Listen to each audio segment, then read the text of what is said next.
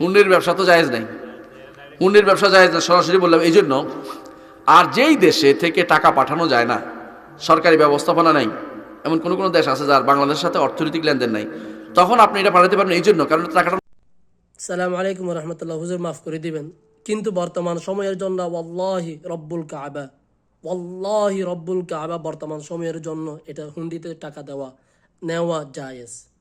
ঠিক আছে, আমাদেরকে মাফ করে দিবেন। যদি আপনারা যদি ফতোয়া দিতে চান তাহলে অবশ্যই ফতোয়া দিতে পারেন, কোনো সমস্যা নেই। কিন্তু আমার একটা কথা, বর্তমান সময়ের জন্য এই হুন্ডিতে আদান প্রদান করা জায়েজ। কেননা আমাদের দেশে কি অবস্থা হয়েছে, আমাদের দেশে কি অবস্থা এখন আপনাদের চোখে এগুলো পড়ে না?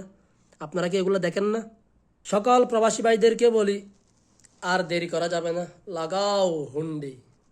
ওকে, বাই বাই, ভালো থাকবেন, সুস্থ থাকবেন।